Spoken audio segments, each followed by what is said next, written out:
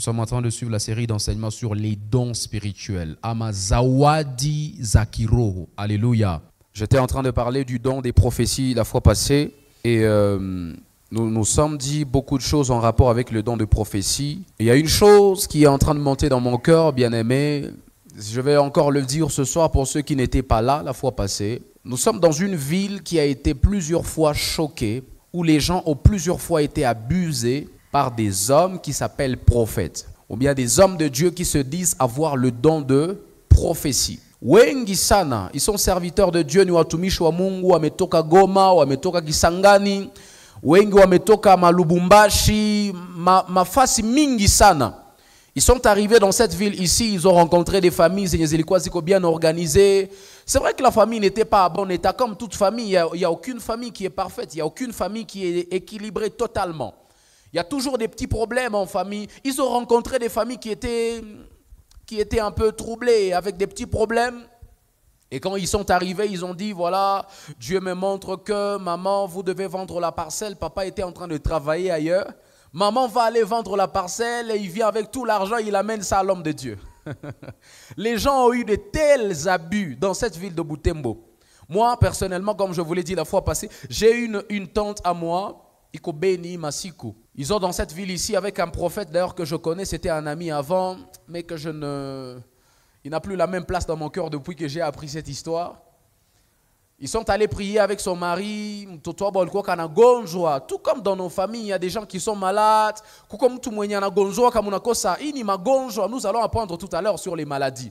Munakosa ni magonjwa ya kawaida ama ni magonjwa ya mapepo. Mtoto anagonjwa siku mingi sana. Alors ils sont allés sur une montagne de prière quelque part dans cette ville, Bakaenda Omba. Et quand ils sont en train de prier, le prophète a dit, je vois dans mon cœur, dans mon esprit, que la cause de la maladie de cet enfant, c'est sa maman. Ah. Donc que c'est maman qui est à la base de cette maladie. Ça veut dire que c'est maman qui est en train de causer ça. Imaginez une maman qui a porté son enfant pendant 9 mois dans le ventre. Pendant 9 mois, et le prophète, quand il va donner le message, le prophète dit que c'est maman qui est à la base de ça. Et lorsque la famille du papa a appris ça, on a tous, maman au point où on l'a même chassé aujourd'hui, le foyer est déjà séparé, divisé, perturbé, à cause d'une prophétie. Et il y a des gens aussi parmi nous ici, peut-être pendant que je suis en train de parler, sûrement d'ailleurs parce que je connais bien la ville de Butembo. Vous avez déjà été victime d'une prophétie, quelqu'un a donné, il est venu, vous aviez déjà aimé votre fiancé. Et puis un prophète est venu, vous a dit ce n'est pas l'homme de votre vie, ou bien ce n'est pas la femme de votre vie. Ou bien à un moment vous aviez déjà commencé une entreprise, ou bien à 50 $ le mois, le prophète vient, il dit tu dois me donner tout l'argent. Tu as cru aussi que quand tu vas lui donner tout l'argent, ton argent va multiplier. Il va shifter, tu vas shifter jusqu'à 50 000 $. Quand tu lui as donné tout, tu es rentré à la case départ. On a même revenu à 10 $. Tu es choqué, blessé. Vous savez, quelqu'un comme celui-là, on a envie qu'au prophète, on a tout aventurier, même sans savoir comment, même sans savoir si tu es vrai, tu es faux. Tout ce qui revient dans sa tête là, c'est la blessure qu'il a eue le jour où il a été arnaqué. C'est la blessure, il est qui donne comme Royake. Et tous les prophètes, il les a diabolisés déjà. Tout est noir quand on parle de prophètes. Et nous sommes dans une ville où les gens n'aiment pas entendre parler des prophéties. Mais je vous l'ai dit, frères et sœurs, depuis la fois passée, à Ikoju, certains avaient été mauvais que tout le monde est mauvais. Alléluia. Ce n'est pas parce qu'il y a eu des faux prophètes que tous ceux qui se diront prophètes sont faux. Aïko parce que le prophète va aventurer, que le prophète va aventurer à pana.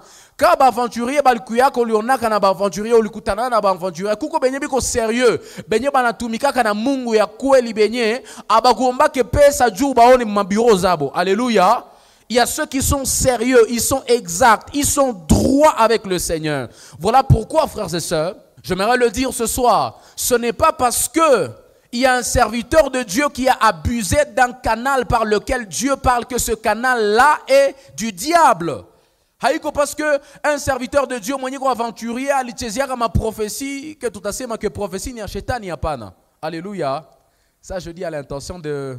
J'ai appris au département d'évangélisation qu'il y a des gens pour venir dans cette église qui se demandent si on prophétise ou si on ne prophétise pas.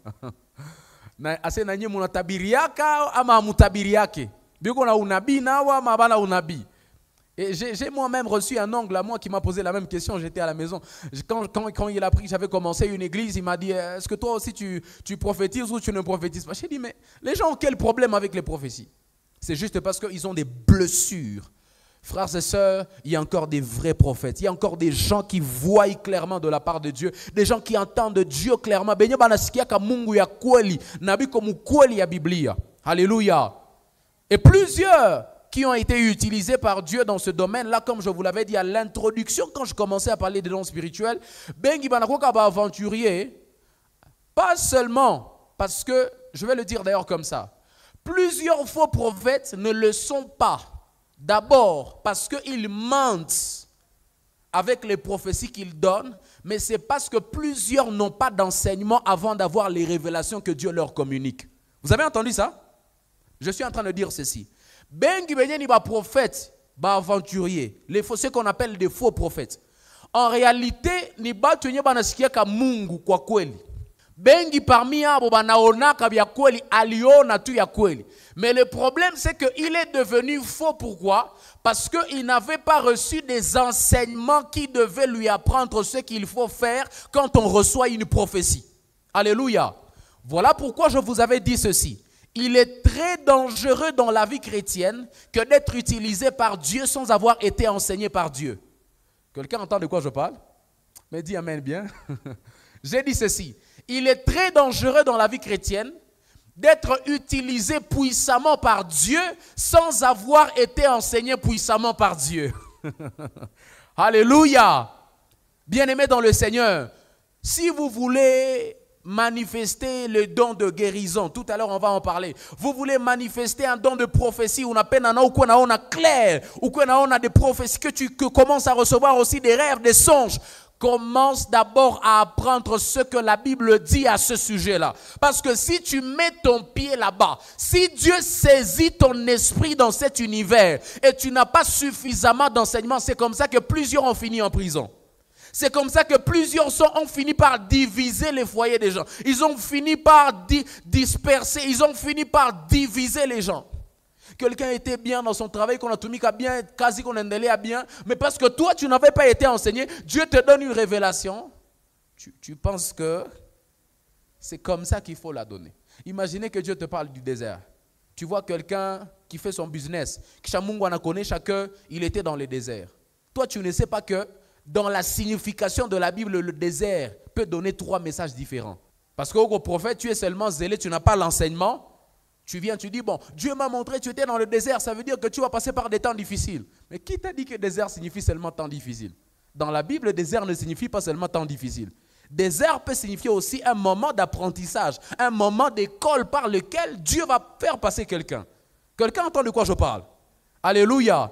Désert peut aussi signifier un temps de solitude, parce que quand on est dans le désert, il n'y a pas plein de gens. Donc ça peut signifier que la personne va passer par un temps où il n'aura pas beaucoup de gens autour de lui. Ou bien il ne sera pas approuvé par plusieurs personnes. Ce n'est pas forcément des temps difficiles. Quelqu'un entend de quoi je parle ce soir? Alléluia. Alors regarde ton voisin, dis-lui voisin, les dons des guérisons. Non, regarde-le, dis-lui voisin, les dons des guérisons. Alléluia.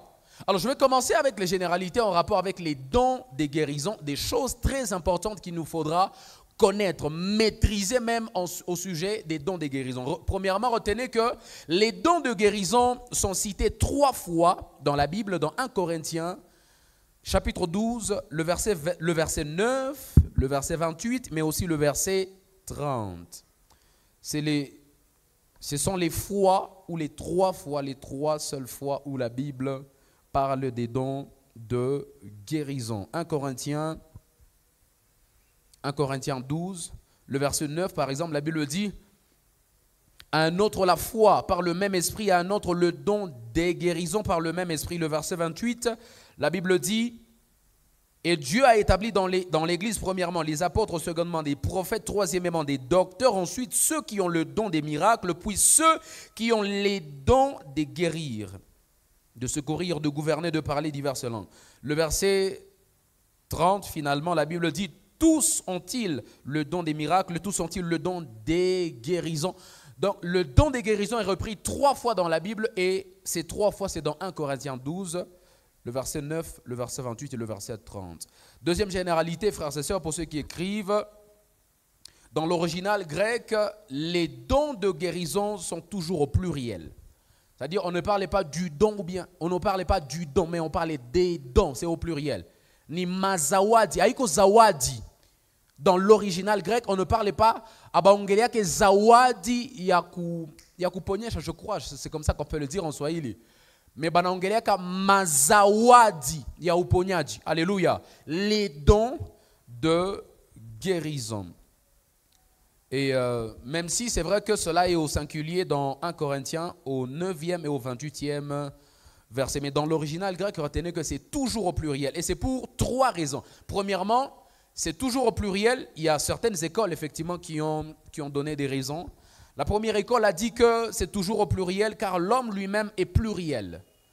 C'est-à-dire l'homme est constitué de trois parties selon 1 Thessaloniciens 5, le verset 23. La Bible nous parle du corps de l'homme, de l'âme de l'homme et de l'esprit. L'homme lui-même est pluriel. Il a plusieurs parties qu'on a partie mingi. C'est pour ça qu'ils disent que c'est au pluriel parce qu'il y a aussi plusieurs dons de guérison. C'est-à-dire, ils disent, de la même manière que l'homme a plusieurs parties, il est aussi pluriel. De la même manière, il y a plusieurs dons de guérison. Alléluia.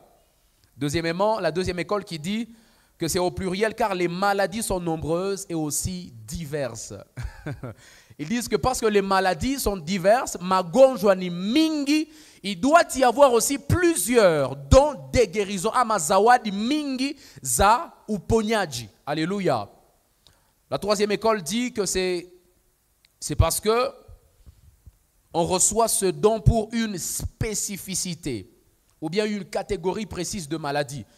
Il y a une école qui croit que lorsqu'on reçoit les dons de guérison, il y a ceux qui reçoivent le don de guérison dans une catégorie bien précise. C'est-à-dire quand Dieu lui donne le don de guérison, lui il ne guérit que par exemple le diabète. C'est-à-dire si vous connaissez seulement quelqu'un qui a le diabète, venez le voir. Lui quand il prie pour quelqu'un qui a le diabète, ça ne rate pas. Et il y a des cas comme ça. Il y a des hommes de Dieu comme ça. Il y a des hommes de Dieu, anaombeka bagonjwa. Bengine bagonjwa baneza katala pona, mais ukaleta tu wa sida. Non, lui là, ça ne rate pas. Peu importe, à quoi il natembea munjia, lui quand il prie seulement pour quelqu'un qui a le sida, ça ne rate pas. Alléluia. Il y a des cas comme ça. Et je connais personnellement aussi des hommes de Dieu, des serviteurs de Dieu comme ça. Lui quand il prie, quand il s'agit seulement du diabète, c'est là sa spécificité. Anombia kabagonjo, il qu'on a don, il est kibali, ama il est zawadi. Il y a uponyaji. Mais quand il s'agit seulement du diabète, non, lui, ça ne rate pas. Il peut prier pour quelqu'un qui a des problèmes de palu, quelqu'un qui a des problèmes de, je ne sais pas, céphalée, quelqu'un qui a des problèmes de ventre. Ça peut ne pas guérir. Mais quand il s'agit du diabète, ça ne rate pas. Alléluia. Et donc, c'est pour ça qu'il y a ces trois écoles qui disent que le don de guérison est toujours au pluriel dans l'original grec. Seulement, il est très important, frères et sœurs, de noter que les dons de guérison, ou bien les dons de guérison en une seule, peuvent être donnés à une seule personne en entièreté. Alléluia. Il est possible que quelqu'un reçoive tous les dons de guérison, parce que nous venons de voir que c'est au pluriel, n'est-ce pas? Mais il est possible que quelqu'un reçoive tous les dons, c'est-à-dire lui, il prie pour toute forme de maladie, toutes sortes de maladies. Vous savez seulement que lui là, quand il s'agit de malades, peu importe le nom de la maladie, il ni magonjwa ya kifafa, il ni magonjwa, je ne sais pas, ya kutokuona, il ni magonjwa, je ne sais pas, je ne sais pas quelle sorte de maladie. Lui, quand il s'agit seulement de maladie, en tout cas, c'est un homme très, très dangereux. Alléluia. Regardez dans 1 Corinthiens 12, le verset 9, le verset que nous venons de lire, la Bible a dit à un autre. On n'a pas parlé des autres ou bien aux autres. On a dit à un autre. C'est au singulier, n'est-ce pas? La Bible a parlé d'abord de à un autre. C'est un, n'est-ce pas? La Bible a dit à un autre, la foi par le même esprit, à un autre le don des guérisons. Un seul peut recevoir tous les dons de guérison. N'est-ce pas? C'est la Bible qui l'a dit. Donc il est possible que quelqu'un reçoive cela en entièreté. La troisième généralité, retenez que les dons de guérison font partie du ministère de la rédemption ou bien de la restauration de Jésus-Christ. Frères et sœurs, quand Jésus est venu sur la terre, il est venu restaurer l'homme. En réalité, il y avait déjà un problème sur la terre. Je voudrais d'ailleurs le dire comme ça. Je crois que j'aurai le temps de le dire encore un peu après dans le message. Je sais que Dieu me fera la grâce comme je travaille seul ce soir. Vous savez, les maladies, magonjoie. Déjà, vous devez savoir que ce n'était pas dans le plan de Dieu. Les maladies n'étaient pas dans le plan de Dieu. Quelqu'un dit amen avec moi, je vais expliquer. Non, dis amen bien, je vais expliquer. Non, c'est amen bien, je vais expliquer. J'ai dit ceci, les maladies n'étaient pas dans le plan de Dieu. Ce n'était pas dans les calculs de Dieu à la création. Dans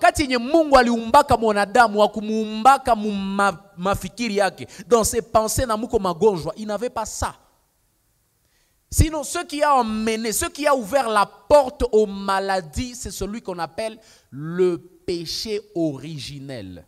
C'est quand Adam et Ève ont péché que la porte a été ouverte aux maladies. Sinon, si Adam et Ève n'avaient pas péché, on ne serait jamais malade. Tu as compris ça? Tu as compris, non? Voilà. Et c'est même la raison pour laquelle Jésus est venu pour sauver l'humanité. Il est venu restaurer. C'est l'œuvre de la rédemption. C'est parce qu'il y a des gens qui étaient perdus. Il y a d'abord l'état initial de Dieu à la création n'avait pas de maladie. Le statut, la forme, l'image de l'homme initial de Dieu à la création n'avait pas de maladie. Mais il y a eu un accident quelque part. C'est comme quelqu'un peut quitter la maison, il était en forme, il avait tous ses membres qui fonctionnaient bien, mais il arrive à Matanda, vers Matanda, il y a une moto qui venait à une haute vitesse, à une vitesse de croisière. Pouf, il se cogne.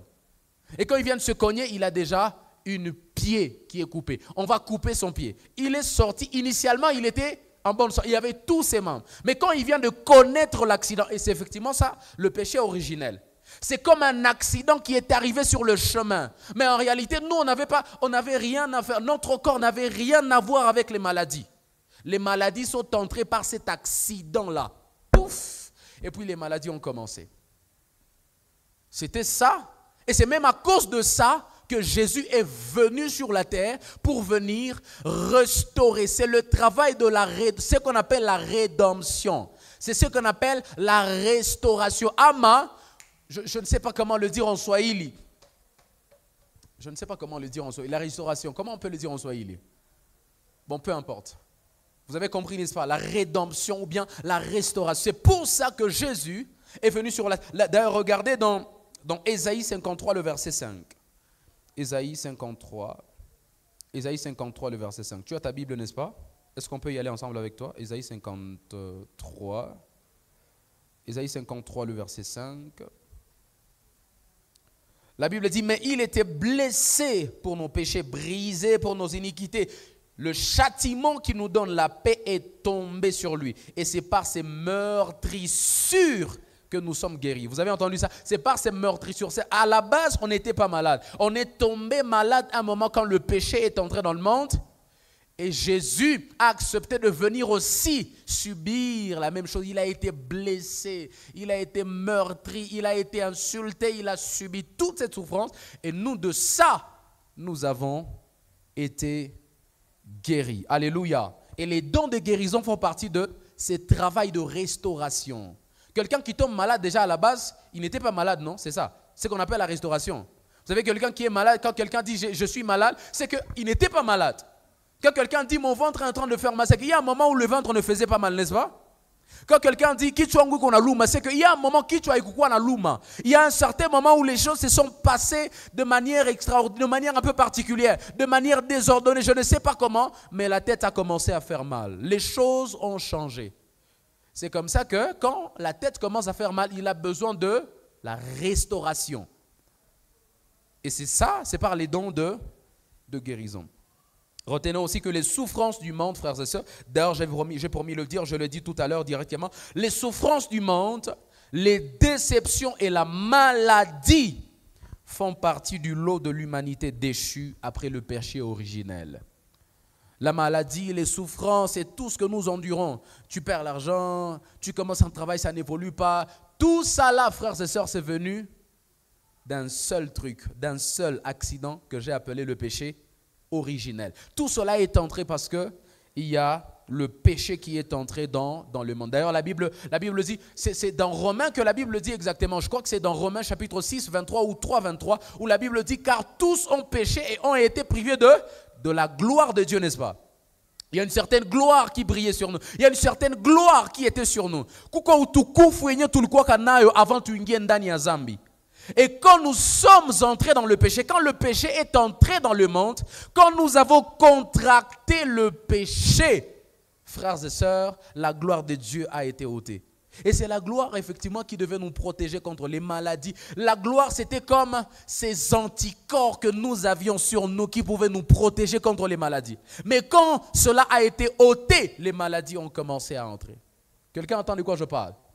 Ça fait partie de la race ou bien du lot de l'humanité déchue. C'est à cause du péché originel que nous tombons malades aujourd'hui, que nous perdons l'argent, que nous commençons un truc et ça n'avance pas. Alléluia. Et retenez aussi qu'aussi longtemps que nous porterons la chair mortelle, nous pourrons tomber malades de temps en temps. Alléluia. Frères et sœurs, il faudrait que nous puissions le savoir. Tomber malade n'est pas à la base un péché. Alléluia. Regarde ton voisin, dis-lui voisin. Le fait que tu tombes malade, ce n'est pas d'abord à cause du péché. Alléluia. Ce n'est pas forcément à cause du péché que nous tombons malades. Je sais, et en tant qu'homme de Dieu, je ne peux pas manquer de le dire. Kuko benye banangonjwaka parce qu'ils sont tombés dans le péché. Kuko benye banangukaka mumagonjwa parce qu'ils sont tombés dans le péché. Mais retenez, ce n'est pas toute maladie qui a comme racine le péché. Alléluia. Alléluia. Tout celui qui tombe malade n'a pas péché. Alléluia. Tout celui qui tombe malade n'a pas péché. Et donc, je voudrais même le dire comme ça, le diable n'est pas derrière toute maladie qui nous arrive. Le diable n'est pas derrière toute maladie qui nous arrive. Il y a des maladies qui nous arrivent à partir du moment, laissons le péché originel très loin là-bas, ne vous laissez pas embrouiller par ça. Le péché originel est déjà commis et c'est arrivé, c'est déjà fait, nous sommes déjà dans le cycle, nous sommes déjà dans le moule. Frères et sœurs, le diable ne se cache pas toujours derrière les maladies. Il y a des maladies où Dieu lui-même est derrière. Alléluia. Quelqu'un dit, pasteur, comment tu peux oser dire ça? Mais le cas de Lazare est un exemple palpable, n'est-ce pas? La Bible dit, lorsque vous lisez Marc, frères et sœurs, que Lazare tombe malade, anagonjwa. La Bible dit qu'il a tellement été malade, il est tombé tellement malade qu'on est allé appeler Jésus.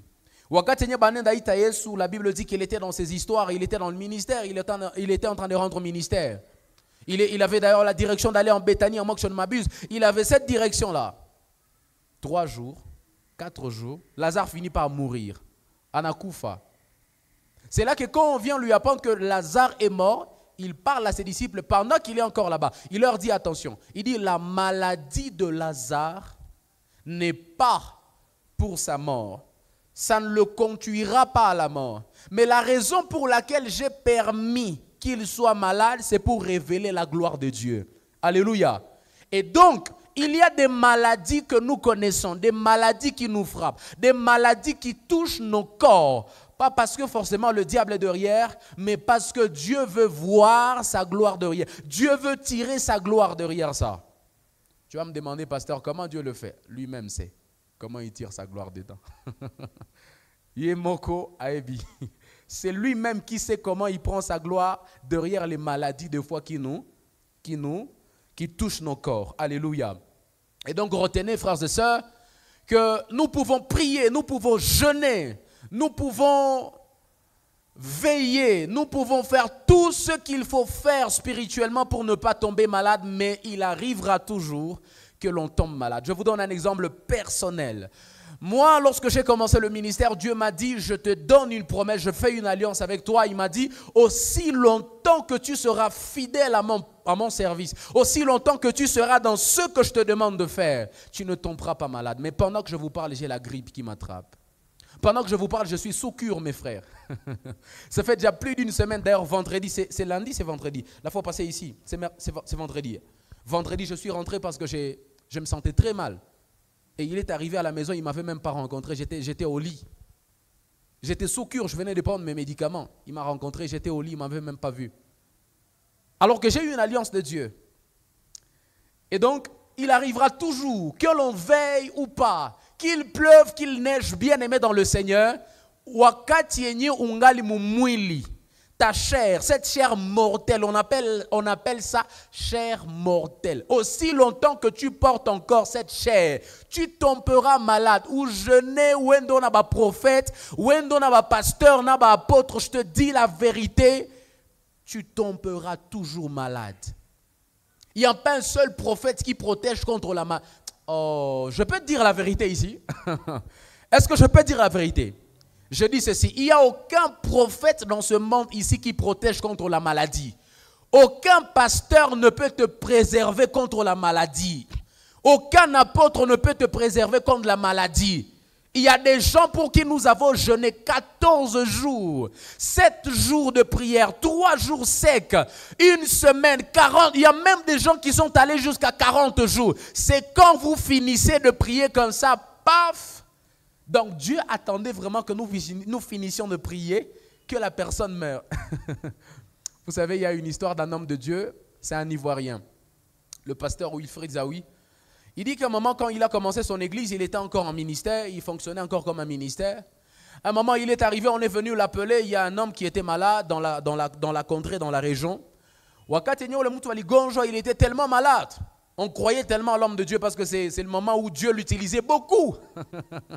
Il y a toujours ces étapes où Dieu nous utilise fort, nous les hommes de Dieu. Où l'onction, vraiment, tu sens que non, c'est sa saison. Dieu l'utilisait beaucoup dans le domaine, dans la démonstration de la puissance.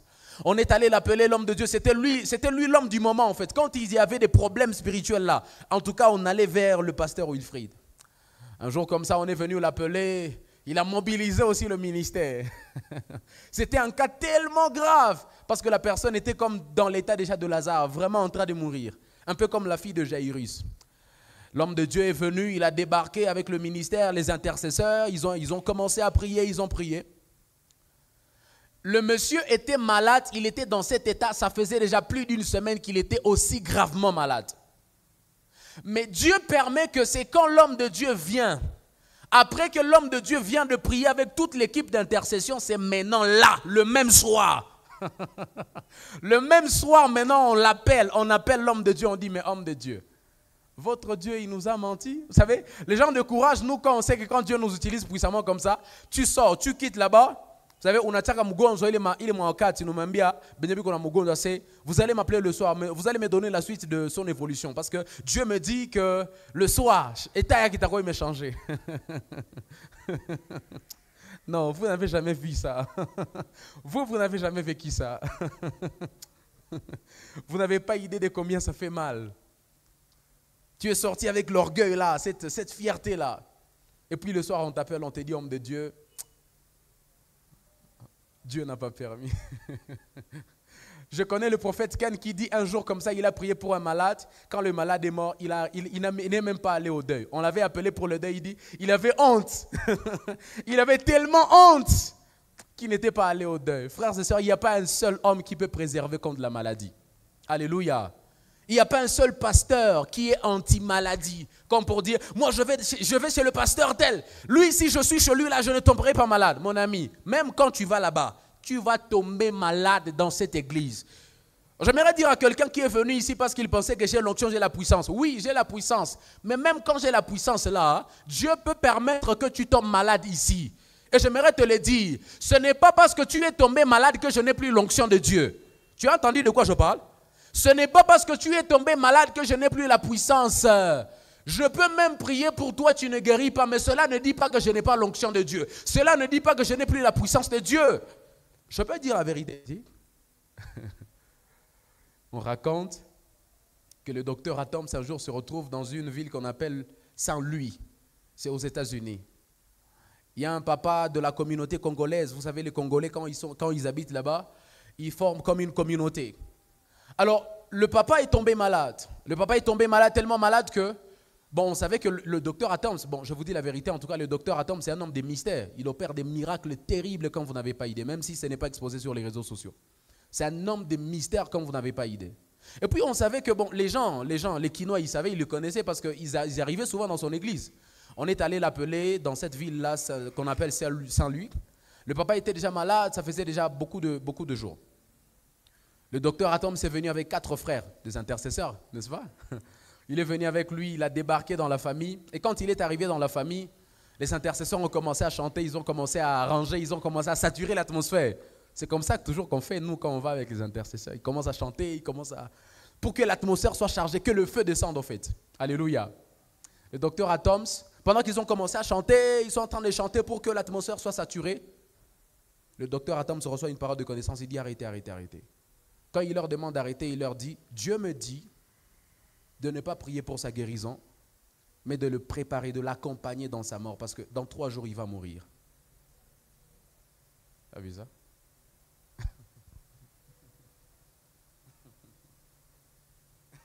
Mais c'est le docteur Adams. J'ai été dans son église un jour, j'ai vu quelqu'un qui avait des béquilles. Il a pris seulement les béquilles et puis l'homme a marché. Pourquoi il ne sait pas faire la même chose avec...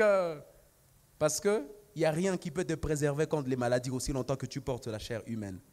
Tu as entendu de quoi je parle? Non, dis amen bien. Il n'y a rien dans ce monde ici. J'ai vu des gens qui sont allés à l'hôpital, ils meurent à l'hôpital. J'ai même vu des gens qui sont allés à l'hôpital. Même les médecins disent, nous là, on a échoué. Remettez-le, refoulez-le, ramenez-le à la maison. Qu'il aille attendre la mort là-bas. Moi, j'ai une grand-mère qui est morte comme ça. La mère à ma maman, ma grand-mère. J'étais encore très petit, mais on l'avait refoulé de l'hôpital de Catois. On nous a dit, allez attendre sa mort à la maison. Plusieurs fois, même papa, il est mort à l'horizon parce qu'on a insisté. Mais les médecins eux-mêmes nous avaient dit, un jour je me souviens, je peux me souvenir comme si c'était hier, un jour je suis assis sur le lit de malade, le lit de l'hôpital avec papa, avant qu'il ne meure. Le docteur Moualita, vous le connaissez, non? Celui qui soigne les cœurs, à Kambala de l'horizon là-bas, n'est-ce pas? Il est arrivé dans la chambre, j'étais là avec papa, on était seulement 2, donc on était déjà 3. Le docteur Moualita dit à mon père, il lui dit, papa, il dit, même si je vais avec toi là où j'ai étudié en Europe, tu ne peux plus guérir. Docteur Moualita, mais c'est toi qui soignes les cœurs. Tu es le seul spécialiste dans la région. Comment tu oses dire ça, mon père? Parce qu'il n'y a rien dans ce monde ici qui préserve contre la maladie, aussi longtemps qu'on porte la chair humaine. Alléluia. Tu as entendu de quoi je parle? Et retenez aussi qu'il arrivera un temps où nous ne tomberons plus malades. Alléluia. Frères et sœurs, il arrivera un temps où nous ne tomberons plus malades. Et ça, c'est après l'enlèvement, lorsque nous aurons changé de corps. Là maintenant, nous aurons déjà abandonné, nous nous serons déjà débarrassés de ce qu'on appelle la chair mortelle, mais nous aurons déjà porté ce qu'on appelle le corps de gloire. Alléluia. Mwili wa utukufu. Là, c'est après l'enlèvement. Oh, j'ai pitié pour quelqu'un qui n'est pas sauvé ici et qui ne portera pas ce corps-là. Parce que franchement, si tu n'es pas sauvé, si tu n'as jamais reçu le Seigneur comme ton sauveur et ton Seigneur, tu ne porteras pas ce corps-là. Il n'y a que nous qui sommes sauvés, nous qui avons cru en Jésus, comme notre sauveur et notre Seigneur, qui porteront le corps de gloire. Ce corps-là ne tombe pas malade. Et ce temps-là arrivera. Pour toi qui as déjà reçu le Seigneur Jésus, j'aimerais te le garantir ce soir. Alléluia. Retenez aussi ce soir, frères et sœurs, que parfois Dieu se sert d'une maladie pour nous rappeler à l'humilité. Il arrive que Dieu permette que nous tombions malades pour nous rappeler à l'humilité. Regardez dans 2 Corinthiens, le verset 12. 2 Corinthiens 12. 2 Corinthiens chapitre 12, le verset 7. La Bible dit ceci. Et pour que je ne sois pas enflé d'orgueil, à cause de l'excellence de ces révélations, il m'a été mis une écharde dans la chair, un ange de Satan pour me souffleter et m'empêcher de m'enorgueillir. 3 fois j'ai prié le Seigneur de l'éloigner de moi. Je vous épargne la suite. Ça, c'est Paul qui est en train de parler. La Bible dit qu'il a eu un moment, il est arrivé, il est passé par une saison où il a eu beaucoup de révélations. Il a eu des révélations très claires, des révélations qui arrivaient. Il avait beaucoup de révélations de la part de Dieu. Et puis, la Bible dit, pour qu'il ne puisse pas en être orgueilleux, pour qu'il ne s'enorgueillisse pas, il y a un ange de Satan qui lui a imposé une écharde dans son corps. C'est-à-dire comme une bosse, n'est-ce pas, dans son corps. Il y a ça, vous comprenez ça? Pour qu'il soit humble. Il y a des maladies, des fois, que Dieu nous impose pour nous rappeler à l'humilité. C'est pourquoi j'aimerais dire à quelqu'un, ne sois pas orgueilleux. Parce que si tu t'enorgueillis, peu importe la racine, la cause de ton orgueil, il y a des maladies que Dieu peut t'imposer pour te rappeler à l'orgueil. Il y a des gens que Dieu a fait passer par des écoles comme ça. Orgueil, orgueil, orgueil, il ne salue pas les gens, il ne parle à personne, Dieu lui impose une maladie. Je vais donner un exemple banal, n'est-ce pas? Par exemple, pour les jeunes sœurs, une jeune sœur qui est très belle, un teint très correct, très clair. Elle est de teint chocolat. Elle est de teint chocolat. Elle ne parlait plus aux autres à cause de ça. Dieu lui impose des boutons dans le visage. Des boutons comme ça. Vous savez, quand c'est pour te rendre humble, quand c'est pour te rappeler à l'humilité, ce ne sont pas des boutons normaux. Ce sont les boutons. Toi, tu regardes, tu dis, oh, mais ça, c'est quoi ça? Parce que Dieu te rappelle à l'humilité. Et j'aimerais vous supplier, frères et sœurs, peu importe ce que Dieu vous donnera, peu importe le confort où Dieu peut vous laisser vivre dans la vie, n'essayez jamais. Ne permettez jamais à votre cœur de s'enorgueillir. Parce que quand vous devenez, d'ailleurs la Bible le dit clairement, Dieu résiste aux orgueilleux. Alléluia. Mais il fait grâce aux humbles. Lorsque vous êtes humble dans la vie, Dieu marchera avec vous. Mais si vous vous enorgueillissez, il y a des maladies que Dieu pourra vous imposer. Combien de prédicateurs, moi j'ai vu, des hommes de Dieu très puissants, mais parce qu'ils ont été enflés d'orgueil, qui mingi sana parce qu'il est un grand prédicateur, Dieu le frappe d'un gonflement de ventricule. Il ne sait plus parler. Tu ne peux pas prêcher avec un gonflement de ventricule. Dieu le frappe avec un problème d'hypertension. Donc lui, s'il prend 15 minutes ici en train de parler, attention, il n'a pas, comme vous n'avez pas idée. Ce n'est pas normal. C'est une maladie que Dieu lui impose pour le rappeler à l'humilité. Quand il est malade, il va se mettre là-bas, il ne va plus prêcher. Comme ça, on va voir encore de quoi il va s'enorgueillir. Vous comprenez un peu ça? Il y a des choses comme ça, il y a des écoles comme ça. C'est pourquoi n'acceptez jamais l'orgueil. Ne laissez jamais passer l'orgueil dans votre vie. Alléluia. J'aimerais dans le deuxième point parler des fausses croyances au sujet des dons de guérison. Ou carrément des faux raisonnements. Des choses qu'il faut casser quand il s'agit des dons de guérison. Amazawadi ya uponyaji. Alléluia. Est-ce que je peux prêcher ce soir? Alléluia. Frères et sœurs, c'est une erreur que de croire que Dieu guérit toujours. C'est une grosse erreur. C'est faux que de croire que Dieu guérit toujours. Dieu ne guérit pas toujours, frères et sœurs. Alléluia. Alléluia. Dieu ne guérit pas toujours. J'aimerais le dire clairement à quelqu'un qui est venu ici et qui avait appris que le docteur Caleb, c'est un homme puissant. Lui, quand il prie, les gens tombent. J'ai déjà vu d'ailleurs quelqu'un, il ne savait pas porter, il ne pouvait même pas porter ses chaussures. Il est venu à l'église et puis il a prié pour lui. 3 jours après, il est revenu à l'église. Il portait déjà ses chaussures. Frères et sœurs, Dieu ne guérit pas toujours. Je peux prier pour toi ici à l'église, Dieu te guérit. Mais il y a un autre moment. Une autre fois, tu viendras ici avec le même Dieu. Pas parce que j'ai péché, pas parce que je n'ai plus l'onction. Je prie pour toi dans la même situation et tu ne guéris pas. Ce n'est pas parce que j'ai perdu l'onction, mais c'est juste parce que Dieu ne guérit pas toujours. N'est-ce pas, vous avez remarqué ici, je me souviens d'une fois, j'ai demandé aux gens de venir ici, c'était près de 4 personnes. 3 personnes ont été guéries sur place, mais une personne n'a pas été guérie, parce que Dieu ne guérit pas toujours. Il y a des gens que Dieu peut guérir et des gens que Dieu, il y a des gens que Dieu guérira et Dieu que Dieu ne guérira pas. Alléluia. Ne vous attendez pas toujours à la guérison de la part de Dieu. J'aimerais même le dire comme ça va sembler choquer quelqu'un, mais c'est la vérité. Je peux le dire. Est-ce que je peux prêcher la vérité ce soir? Frères et sœurs, il ne suffit pas de prier contre une maladie pour s'attendre à sa guérison. Parce que la prière, elle seule, ne suffit pas pour recevoir la guérison. Je vais vous montrer tout à l'heure ce qui provoque, ce qui déclenche la guérison lorsqu'on est malade. Alléluia.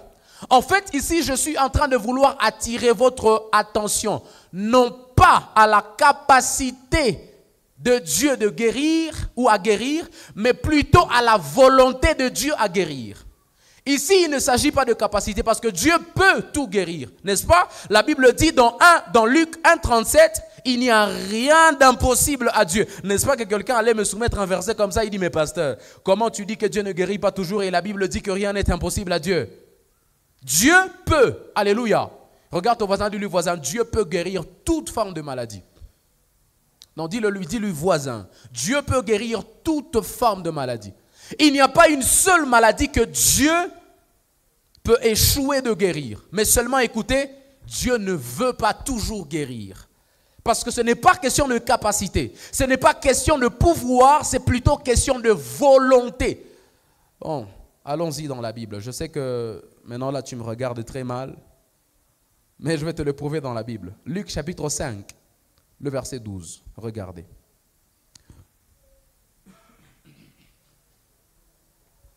Luc chapitre 5, le verset 12. Écoutez. Jésus était dans une des villes et voici un homme couvert de lèpre. Il est malade, n'est-ce pas? Un homme couvert de lèpre, l'ayant vu, tomba sur sa face et lui fit cette prière. Écoutez la prière de cet homme qui est malade. Il dit, Seigneur, si tu le veux, regarde ton voisin, dis-lui voisin, si tu le veux. Si tu le veux, tu peux me rendre pur. Donc ici, ce qui précède, ce n'est pas d'abord la capacité, parce que Dieu n'a pas de problème avec le pouvoir de guérir. Et il en a. Il a le pouvoir de tout guérir. Il a la capacité de tout guérir. Mais c'est question de volonté. Et donc, lorsque tu pries pour une maladie et que Dieu ne te guérit pas, la question, ce n'est pas est-ce que Dieu peut guérir cette maladie ou non. La question, c'est est-ce qu'il voulait la guérir ou non. Tu as entendu ça? Tu as compris, non? La question, ce n'est pas est-ce que j'ai encore Dieu? Est-ce qu'il est toujours là? Est-ce que Dieu est toujours puissant? Est-ce que Dieu m'aime toujours? Non. La question, c'est est-ce qu'il voulait guérir la maladie? Dieu est souverain, frères et sœurs. Il ne guérit pas toujours. Pas parce qu'il ne peut pas guérir toujours, mais parce qu'il y a des temps en temps où il ne veut pas guérir. Je suis toujours avec toi dans la Bible. Dans Marc chapitre 1er.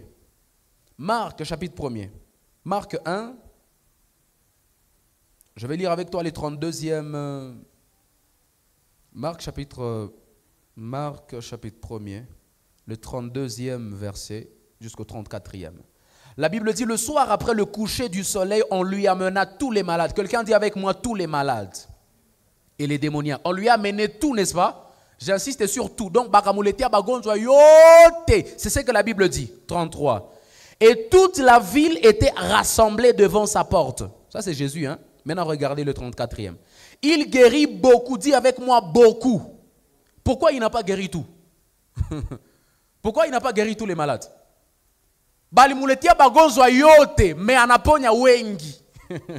Tu as compris la différence? On lui a apporté, on lui a amené tous les malades. Mais la Bible nous dit qu'il n'avait pas guéri tous les malades, il avait guéri beaucoup de malades. C'est-à-dire, il y a quelques malades qui n'avaient pas été guéris. Pas parce que Jésus n'avait pas le pouvoir de les guérir, mais parce qu'il ne voulait pas les guérir à ce moment. Ce n'est pas question de pouvoir. Quand Dieu ne te guérit pas, il n'est pas en carence de pouvoir. Il n'est pas en carence de pouvoir, il n'est pas en carence de puissance. Non, c'est plutôt question de volonté. Voilà pourquoi je t'ai dit, quand un homme de Dieu prie pour toi, il ne faut pas dire, ah, il a perdu Dieu, il n'a plus l'onction. Non, ce n'est pas question d'onction, c'est question de volonté de Dieu. Alléluia. Parce que tout à l'heure, je vais te dire que c'est aussi faux de croire que c'est celui qui prie qui guérit. Alléluia. Dieu ne guérit pas toujours. Tu as compris? Retenez, deuxièmement, que c'est faux et mauvais de croire que c'est celui qui prie qui guérit. Dans notre temps ici, frères et sœurs, quand tu viens devant le docteur Caleb, pasteur, je suis malade. Ça fait déjà 1 semaine que je suis malade, pasteur. Ça fait déjà 2 semaines que je suis malade. Tu viens, tu veux que le pasteur Caleb prie pour toi. Quand je prie pour toi et Dieu ne te guérit pas, il ne faut pas croire que c'est moi qui devais déclencher la guérison. Ce n'est pas moi qui guéris. Alléluia. C'est Dieu qui guérit dans le ciel. Quelqu'un a compris de quoi je parle? Et même quand tu es guéri, ne pense pas que c'est moi qui t'ai guéri, c'est Dieu qui t'a guéri. Moi, je n'ai été qu'un canal. Moi, je n'ai été qu'un instrument dans lequel Dieu a déposé sa puissance et duquel la puissance devait être déployée pour t'atteindre. Mais ce n'est pas moi la racine, la source de la puissance. La puissance ne vient pas de moi, la puissance vient de Dieu. Quelqu'un entend de quoi je parle? La puissance ne vient pas du docteur Caleb. La puissance vient de Dieu. Ce n'est pas la puissance du docteur Caleb. Ce n'est pas la puissance de tel prophète. C'est la puissance de Dieu dans le docteur Caleb. C'est celle-là qui guérit. Ce n'est pas le docteur Caleb qui guérit. Sinon, si ça ne dépendait que de moi, je n'ai même pas fait la médecine. Je ne comprends même pas le fonctionnement des maladies. Je ne sais pas. C'est pour ça qu'il m'arrive même des fois de dire, je dis, bon, toi tu as quel problème? Je n'ai même pas besoin qu'on m'explique les noms grecs, les noms latins qui signifient les pathologies en question. Non, c'est parce que celui qui va guérir, ce n'est pas moi. Si j'étais médecin, j'allais chercher les noms des pathologies qui le dérangent. Mais parce que ce n'est pas moi le médecin, c'est Dieu qui est le médecin. Et lui, il connaît déjà tout, frères et sœurs. Voilà pourquoi quelqu'un, quand il vient à l'église, je n'ai même pas besoin de lui demander de quoi il est en train de souffrir. Je n'ai même pas besoin de savoir quel est le nom de sa maladie. Je prie simplement et Dieu le guérit. Alléluia. J'ai envie de dire à quelqu'un, Dieu est le seul médecin qui guérit les maladies sans en connaître les noms. Tu n'as pas entendu de quoi je parle. J'ai dit, Dieu est le seul médecin qui guérit les maladies sans forcément en connaître les noms, frères et sœurs. Dieu, des fois, n'a même pas besoin de savoir combien de temps ta maladie vient de te déranger. Et je prie que cela soit ton partage au nom de Jésus. J'ai dit que le Saint-Esprit est là ce soir, que cela soit ton partage. Même si tu n'as pas annoncé cette maladie, même si tu n'as parlé de cette maladie à personne, que le Saint-Esprit te touche au nom puissant de Jésus de Nazareth. Alléluia. Ce n'est pas celui qui prie pour toi qui guérit, c'est Dieu dans le ciel qui guérit. Peu importe le prophète, lui c'est un homme de Dieu puissant, il a la puissance de Dieu. Mais la puissance, ce n'est pas la puissance de l'homme de Dieu, c'est la puissance du Dieu de l'homme de Dieu. Alléluia. Ce n'est pas la puissance de l'homme de Dieu, c'est la puissance de Dieu dans cet homme-là. Tu as entendu de quoi je parle? C'est faux, frères et sœurs, et mauvais d'ailleurs, de croire que c'est celui qui prie qui guérit. Mais c'est aussi faux et mauvais de croire que Dieu guérit d'une seule manière. Dieu ne guérit pas d'une seule manière. Il y a des gens, ils viendront ici, Dieu me demandera de leur donner une bouteille d'eau. Je prends une bouteille d'eau, ou j'ai pris une bouteille d'eau, je leur donne la bouteille. Mais il y a aussi des gens que Dieu amènera ici, je déclarerai seulement une parole. Dieu ne guérit pas d'une seule manière. Alléluia. Alléluia. Dieu ne guérit pas d'une seule manière. Et donc quand je suis en train de vous dire ceci, c'est pour que si un jour Dieu vous a utilisé dans le domaine de guérison des malades, ne croyez pas que la formule que vous aviez utilisée marchera pour tous les cas de maladie. Ça pourra ne pas marcher. Vous savez, le problème avec les gens, d'ailleurs je vais le dire comme ça, la formule que tu appliques aujourd'hui pour un malade donné peut ne pas être la même pour le malade qui viendra ou qui suivra. D'ailleurs, même à l'hôpital, n'est-ce pas, c'est comme ça que les médecins fonctionnent. Il y a des traitements, des comprimés, des médicaments qu'ils peuvent donner à ce malade avec la même maladie. Ils donnent ces médicaments à ce malade, lui il guérit. Mais ils donnent les mêmes médicaments à un autre malade qui ne guérit pas. Et des fois même qui meurt. Alors qu'on lui a donné les mêmes médicaments qui ont guéri le premier. Pourquoi? Parce que Dieu n'utilise pas la même formule pour guérir. Regardez cela dans la Bible. Dans Marc, dans Jean chapitre 9 premièrement, Jean chapitre 9. Dans Jean chapitre 9, le verset 6.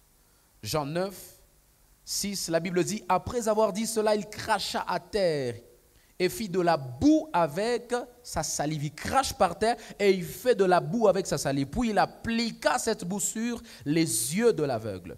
Et il lui dit, va, lave-toi au réservoir de Siloé. Non, voilà, non qui signifie envoyer. Il alla se laver et s'en retourna voyant clair.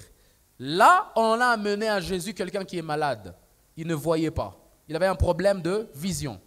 La Bible dit, Jésus applique une formule bizarre. Il crache par terre, il fait de la boue avec sa salive et puis il applique sur les yeux et il lui dit, va te laver au bassin de Siloé. Regardez le deuxième cas. Toujours avec la même maladie d'aveuglement. Marc 10, le verset 46. Marc 10, 46. La Bible dit, ils arrivèrent à Jéricho et lorsque Jésus en sortit avec ses disciples et une assez grande foule, le fils de Timée, Bartimée, mendiant aveugle, il était aveugle, n'est-ce pas, était assis au bord du chemin. Il entendit que c'était Jésus de Nazareth, il se mit à crier, fils de David, aie pitié de moi. Plusieurs le rebouaient. 49, la Bible dit, Jésus s'arrêta et dit, appelez-le. Ils appelèrent l'aveugle en lui disant, prends courage, lève-toi, il t'appelle. 50, le verset, la Bible dit, l'aveugle jeta son manteau et se leva d'un bond, vint vers Jésus. 51, Jésus, prenant la parole, lui dit, que veux-tu que je fasse pour toi, Rabboni? Lui répondit l'aveugle, que je recouvre la vue. Jésus lui dit, là il parle, hein? Il lui dit, va, ta foi t'a sauvé. Aussitôt là, il recouvra la vue et suivit Jésus dans le chemin. Il y a la même maladie, n'est-ce pas? Problème d'aveuglement. Le premier, Jésus a craché par terre, il a fait de la boue et puis il lui a dit, va te laver au bassin de Siloé. Mais quand le deuxième malade qui a le même problème de maladie vient, il parle seulement. Et là, on n'attend même pas. Pour le premier, il a dû d'abord aller se laver au bassin. Donc, il a fait un certain trajet encore pour qu'il recouvre la vue. Mais pour Bartimée, la Bible dit, aussitôt que Jésus venait de parler, il a recouvert la vue. Alléluia. J'aimerais dire à quelqu'un, Dieu ne guérit pas de la même manière. Il y a certains qui sont venus, moi personnellement, j'ai expérimenté cela dans le domaine des guérisons. D'ailleurs, un moment, j'étais en séminaire à Béni, je me souviens, en plein séminaire comme ça, je suis en train de prier. Il y a des gens qui étaient venus, j'ai demandé aux malades de s'avancer. Des gens qui étaient malades, ils étaient prêts.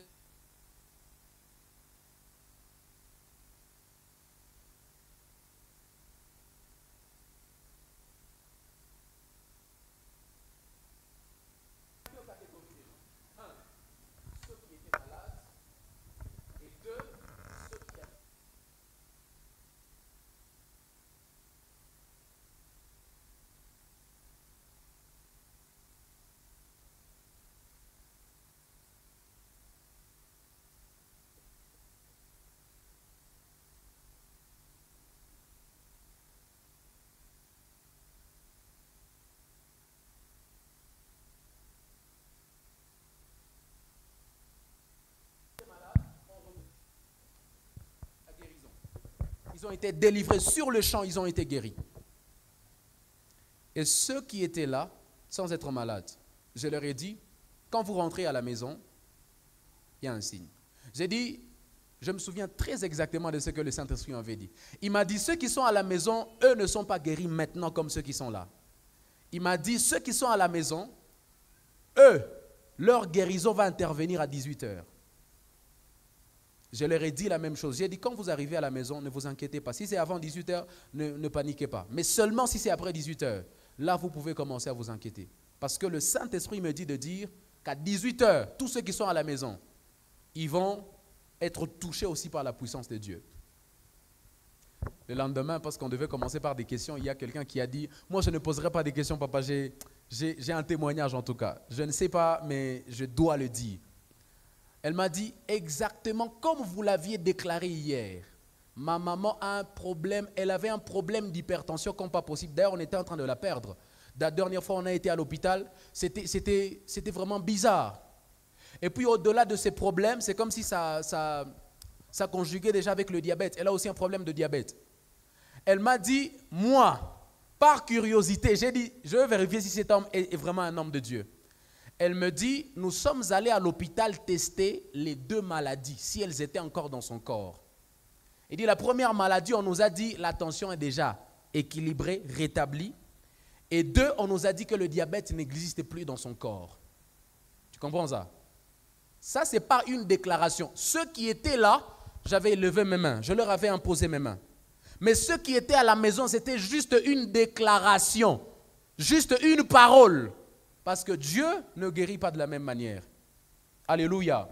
J'aimerais même parler à quelqu'un que Dieu va commencer à utiliser dans le domaine des guérisons. Quand Dieu t'utilise d'une certaine manière aujourd'hui, ce n'est pas de la même manière qu'il va t'utiliser prochainement. Alléluia. Voilà pourquoi n'en fais pas une doctrine, n'en fais pas une routine. J'ai vu des gens, des prophètes, qui ne sont juste pas enseignés. C'est pourquoi je vous ai dit qu'il faut avoir des enseignements avant de commencer d'être utilisé par Dieu. J'ai vu des prophètes qui ont fait de la doctrine le fait que quand quelqu'un vient dans leur église, ils sont malades, quelqu'un est malade, tout ce qu'ils font, ils ont même commencé à vendre des bouteilles d'eau. Ça c'est, franchement, je sais, moi-même Dieu des fois me dit, comme le dimanche ici, j'ai fait un service ici de guérison, n'est-ce pas? J'ai donné une bouteille d'eau parce que c'était l'orientation du Saint-Esprit. Mais Dieu ne fait pas toujours pareil pour guérir. Alléluia. Dieu ne fait pas toujours pareil. Les gens qui ont commencé à vendre des bouteilles d'eau, ils commencent à vous vendre de l'eau là-bas. Tout celui qui vient malade à l'église, il dit ça c'est une eau, ça c'est une eau. J'ai prié pour ça, c'est déjà une eau want. Ah, arrêtez ça, c'est de la blague. C'est de la monotonie, c'est de l'aventure. C'est juste parce que les gens n'ont pas reçu des enseignements. Et des fois, vous-même, les chrétiens, vous vous laissez escroquer par des gens comme ça. Tu prends tes $50. Il y a 1000 francs, on a couché à $50. Ah, maman. Et tu dis que tout ça là, c'est le problème de Fatih. Non, ce n'est pas Fatih. C'est ton problème à toi. Tu n'as jamais voulu recevoir des enseignements comme ça. Dieu n'utilise pas toujours les mêmes formules. Ceux qui vendent même de l'huile, vous pensez que Dieu vous demandera toujours de prendre de l'huile et d'imposer les mains à quelqu'un pour guérir? Non. Il y a des gens, les gens là dont je viens de parler ici. Vous m'avez vu parler de l'huile? Moi-même, là même à la CBK, si je prends de l'huile comme ça, c'est le jour où on va couper mon séminaire, on me chasse, non? À la CBK, tu vas utiliser quelle huile là-bas? Il y a quelle huile là-bas que tu vas utiliser? L'huile d'onction. Et les filles de pasteur, il faut lui demander s'il y a l'huile d'onction à la CBK. Il n'y en a pas. Tu vas utiliser ça comment? Tu vas faire passer ça où? Il n'y en a pas. Donc même ceux qui vous vendent de l'huile là-bas, ils vous mentent. Ils vous mentent. Oh non, quand l'enfant, wakati anachauffé magharibi, unamutia tu kidogo. Banaza wachezea sana. Banaza wachezea sana. Dieu gosa m'enseignement, je vous dis la vérité. Parce que vous n'avez pas des enseignements. Et même vous-même, quand Dieu commence à vous utiliser dans ce domaine-là, n'oubliez jamais ce que je viens de vous dire. Dieu ne passe pas par la même formule pour atteindre le même résultat. Alléluia. J'aimerais le dire à quelqu'un encore, je vais insister. Dieu n'applique pas toujours la même formule pour atteindre le même résultat. Oh, j'ai envie d'inverser ma phrase, je vais le dire à l'intention de quelqu'un. Pour un même résultat, Dieu est capable de passer par plusieurs formules, frères et sœurs. Dieu n'est pas monotone. Dieu n'est pas monotone. Pour un même et seul résultat qu'on appelle la guérison, il peut passer par plusieurs formules. Alléluia. Je finis en vous disant ceci. Permettez-moi de finir le don de guérison et puis on va continuer prochainement. C'est en quelques minutes en tout cas. Accordez-les-moi. On est d'accord? Vous n'allez pas sortir, j'espère. Alléluia. Je parlais dernièrement des 3 dimensions des dons de la guérison. La première dimension déjà, c'est la guérison du corps. Je vous ai dit, n'est-ce pas, que l'homme était pluriel. Vous vous souvenez, non? L'homme était pluriel. Je vous ai dit qu'il est composé du corps, de l'âme et de l'esprit, n'est-ce pas? La première dimension, c'est la guérison du corps. La guérison du corps, c'est la première dimension et c'est la dimension où Dieu guérit les maladies en rapport avec le corps. Il y a des maladies, frères et sœurs, qui ne touchent que le corps. Des maladies qui ne touchent que l'extérieur ou l'enveloppe de l'homme. Alléluia. Et notez que les dons de guérison en rapport avec le corps requiert l'autorité sur les démons. Lorsque vous voulez exercer, vous voulez que Dieu commence à vous utiliser dans la dimension de la guérison des corps, vous devez avoir l'autorité sur les démons. Regardez. Dans Luc chapitre 13, Luc chapitre 13, 11 et 12. Luc 13, 11 et 12. La Bible dit, et voici, il y avait là une femme possédée d'un esprit qui la rendait infirme. Quand on parle d'infirmité, c'est en rapport avec le corps, non? Il y a un esprit, n'est-ce pas? La Bible nous a parlé, elle était possédée d'un esprit, c'est-à-dire elle avait un démon qui l'avait emmenée jusqu'à être infirme depuis 18 ans, s'il vous plaît. Elle était courbée et ne pouvait pas du tout se redresser. Il y a même des gens comme ça, des gens qui sont malades, vous savez, vous...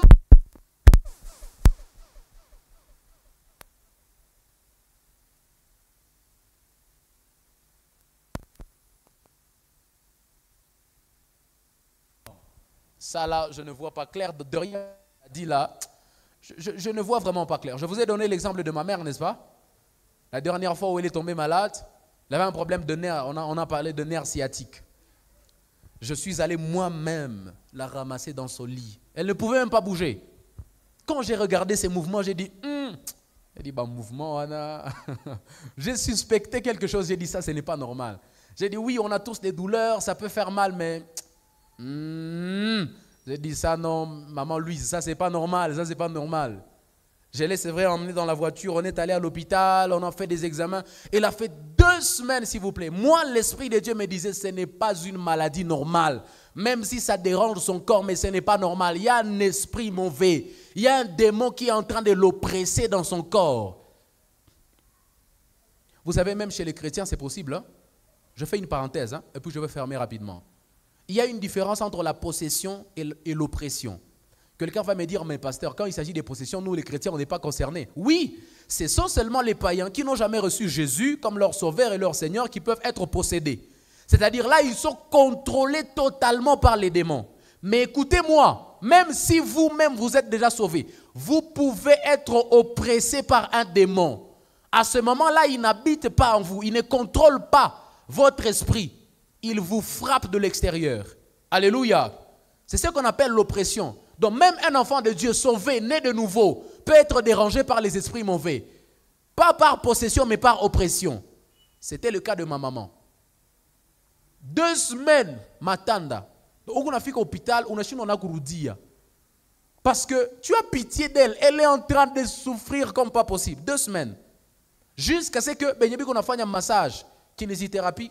Ils sont venus nous voir, ils nous ont dit, écoutez, il y a un infirmier qui nous a soufflé, il nous a dit, nous avons tenté tout, même les traitements les plus sérieux, mais nous pensons que sa maladie n'est pas normale. Ça, c'est un infirmier. Frère, tu es un être normal, ordinaire là, chrétien simple. Tu as l'habitude de dire, je suis chrétien simple. Le médecin vient te dire ça, c'est le jour où tu vas transpirer de partout. Hein? Quand on vous dit qu'il faut être des chrétiens spirituels, il faut chercher Dieu avec sérieux. Ce n'est pas de la blague, hein? C'est parce que peut-être vous n'avez jamais vécu ça, vous n'avez jamais traversé ça. Le jour où le médecin viendra vous dire que votre mari n'est pas atteint d'une maladie normale, c'est le jour où vous comprendrez ce que le docteur Caleb vous disait là. Quand on vous demande de venir à la veillée, ah, moi j'ai des problèmes à la maison, moi j'ai des problèmes de maladie. Ok, marie-toi et des enfants. Zala batot. Le jour où tu vas aller à l'hôpital, le médecin, là, ce n'est même pas l'infirmier, le médecin lui-même, là, il vient, il te dit, maman, ton enfant, j'ai tenté. Et puis il dit, je pense que tu dois l'amener à Bouira. C'est le jour où tu vas transpirer. Maintenant, tu vas commencer à nous déranger. Le jour là, je suis dans mes vacances, je suis aux États-Unis, je suis à New York. Tu me déranges au téléphone.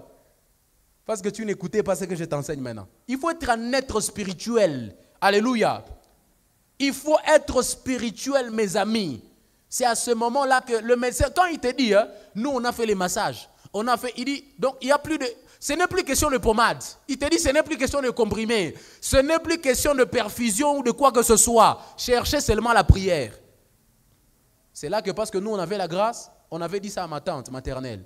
Elle a dit non, question de bouillir, ce n'est pas un problème. Nous on a un homme de Dieu, on a un pasteur, son fils, son propre fils. Tu vois ça? Son propre fils est un pasteur, il va prier.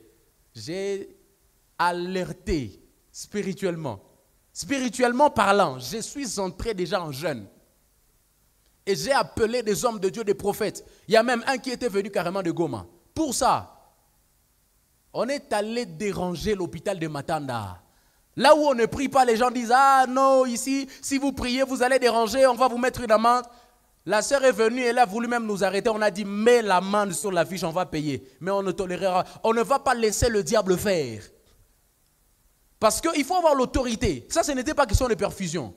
Et quand on a prié pour maman, c'est qu'elle ne savait pas faire pendant près de 2 semaines. C'était déjà plus de 2 semaines. C'est qu'elle ne pouvait pas faire pendant plus de 2 semaines. Elle s'est levée, elle a commencé à marcher dans la chambre là-bas. Parce qu'il fallait avoir l'autorité sur les démons, autorité sur les esprits qui l'oppressaient. Alléluia. La deuxième dimension, c'est la guérison de l'âme. Il y a des gens, pendant que je suis en train de parler ici, qui ont des blessures intérieures. Le don des guérisons opère aussi dans cette dimension. Quelqu'un a été blessé par sa mère, il a grandi avec sa marâtre, il a grandi avec ses demi-sœurs, ses demi-frères. Alors il lui disait toujours des paroles très choquantes, des paroles qui le rabaissaient. Que non, lui il ne valait rien, lui tout ça, lui il ne fera rien dans la vie. Lui d'ailleurs, quand maman était mort, quand papa était mort, il avait dit ceci. Des blessures intérieures. Quand tu as le don des guérisons des miracles, des dons des guérisons des malades, il opère dans toutes ces dimensions. Et je prie que cela soit le partage de quelqu'un ce soir au nom de Jésus. Tu as des guérisons, tu as des blessures intérieures, tu as des tortures, tu as des choses qui te dérangent. Depuis des années, tu avais été choqué, blessé, déçu, abandonné par quelqu'un. Que Dieu te guérisse, que la puissance du Saint-Esprit te touche au nom de Jésus. Le psaume 147, le verset 3, psaume 147, verset 3, la Bible dit « Il guérit ceux qui ont le cœur brisé. » Voilà. Ça, c'est en rapport avec l'âme, ce n'est pas en rapport avec le corps. Ça, c'est le cœur. Il dit « Il guérit ceux qui ont les cœurs brisés. » Et il pense leurs blessures. D'ailleurs, dans psaume 23, il dit « Il restaure mon âme. » Vous avez entendu ça, le verset 3 de psaume 23. La Bible dit « Il restaure mon âme. » Là, c'est la restauration de l'âme pour ceux qui ont des blessures intérieures. La troisième dimension de la guérison, du don des guérisons, c'est la guérison des institutions. La guérison des institutions. Dans Jean chapitre 2, le verset 13 à 17, la Bible nous parle de quand les pharisiens et tous les autres avaient commencé à faire des échanges commerciaux dans le temple. Jésus, la Bible dit qu'il était fâché, énervé, il est venu, il a perturbé tout. Là, c'est la guérison des institutions. C'est-à-dire, l'église, les gens viennent ici, par exemple, l'église est déjà envahie par l'esprit d'impudicité. À la chorale, les frères et les sœurs s'entrecouchent, les pasteurs commencent à coucher avec les... Ça, c'est déjà une maladie spirituelle, une maladie qui a envahi l'institution. Et nous avons besoin du don de la guérison pour soigner cela. Alléluia. Vous voyez, le don des guérisons des maladies va jusqu'à cette dimension-là. À ce moment-là, Dieu va emmener un homme de Dieu, un serviteur de Dieu, des hommes comme Papa Esdras Kalonji. Il vient dans ton église, il vous lave, vous tous. On peut se tenir debout ce soir, parce qu'on est complètement à la fin de notre service.